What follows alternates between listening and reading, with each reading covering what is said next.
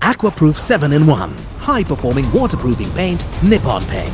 The coatings expert. The tropical belt concept.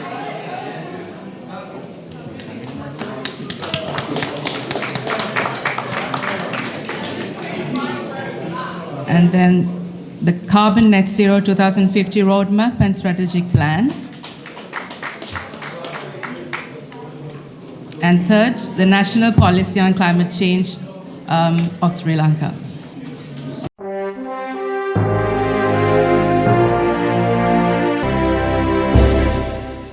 In a bid to address the pressing challenges posed by climate change and the need for robust institutional frameworks, President Ranil Wickremesinghe officially launched the International Climate Change University yesterday.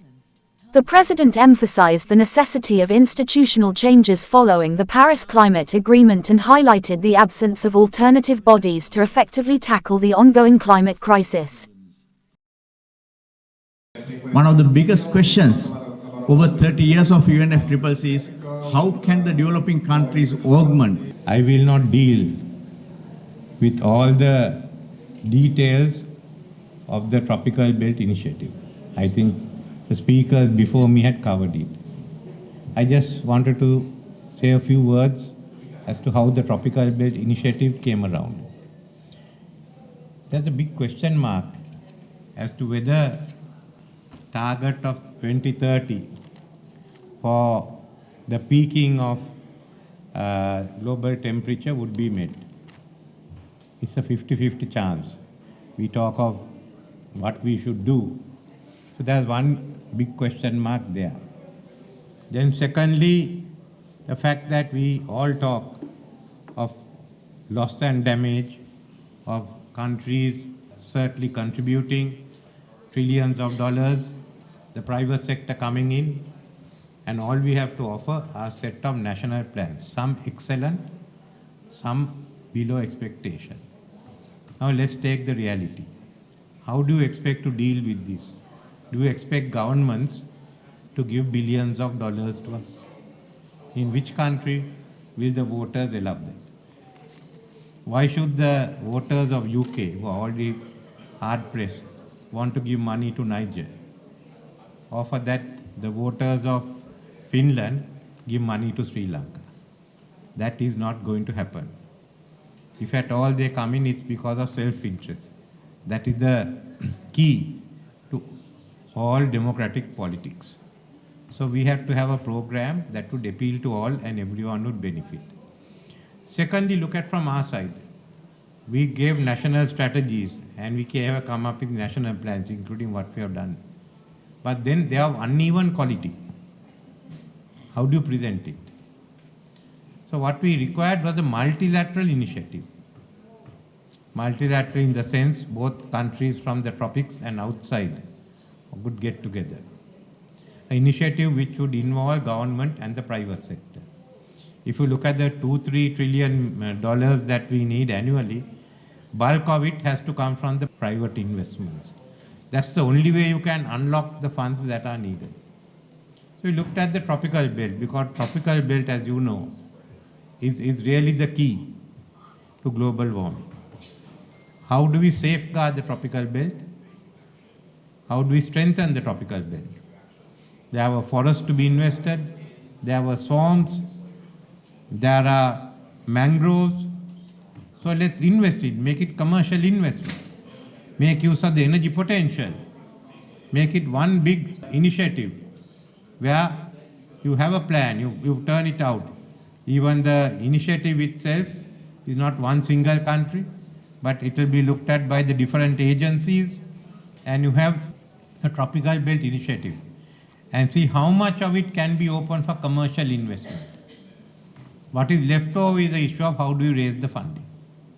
How much comes from outside, how much comes from within. Well, the voters of UK who would like to save, who are not interested in saving Niger, would certainly like to put money to ensure there is no the global warming is contained in UK. Similarly, those in Finland would put money in to ensure the global warming is contained in Finland. So that's the only way that you can sell it. But in between, there are a lot of commercial investments coming in. And then this whole issue of global debt crisis, all can be gone into. We had to think outside the box. That was the only way to go in, and also realize that the private sector, the private funds that will do the trick. In that sense, we put forward this proposal of the Tropical Belt Initiative.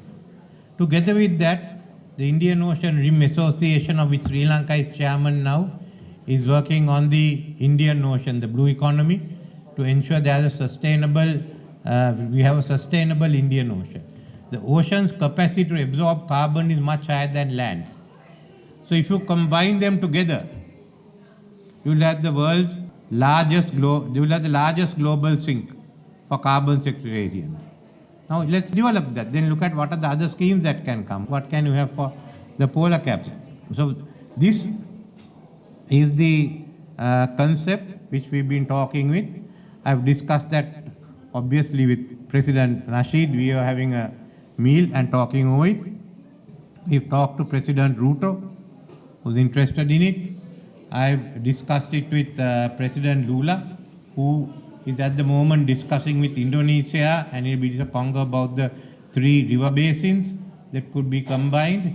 We mentioned it to President of Indonesia. I'll talk with India.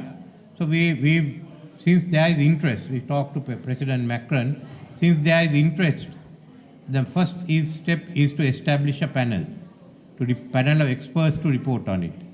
So we will be contacting some other countries to get a panel of experts, and amongst that is also Australia, which is mainly in the tropics. Let the panel of experts report, maybe sometime next year or year after. But we spoke with the UNF, said let's have everything ready for COP28 Brazil. So we'll start from now, and the results are known. We can talk with the private sector, with those who are interested, because that also means a large amount of foreign investments are coming into the African countries. Sri Lanka, this was one reason for looking at it, that when we are constructing a reconstitute economy, thought of going in for the renewable energy, but to do so by mobilizing private investments. We didn't want to go and ask for development assistance, let it go for the countries that need it. So let's see, it also means just transforming that whole area. Trillions of investments will come into the tropical belt, and that will again change the economies. So this is roughly the plan that is there.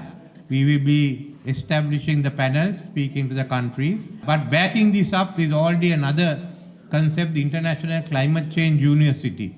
We want to start, which will handle the capacity building and also the central research. I've already discussed with 1 or 2 countries. We are doing a joint project between Sri Lanka and Maldives. Will be the campus for island states, small island states. Sri Lanka we have set aside about 600 acres for this campus, but we need all the technical assistance. It will be a stakeholder university. All those who are interested, we stakeholders, and they can manage it. So we are operationalizing the ICCU, and we'll get the panels here. And in time to come, we hope that we have very positive reports from the panel. I have no doubt it will, but unless we made a break from the conventional thinking, there is no possibility of ever mobilizing the funds that are needed. And I hope this will lead the way for other initiatives in other parts of the globe. Thank you. The tropical belt concept.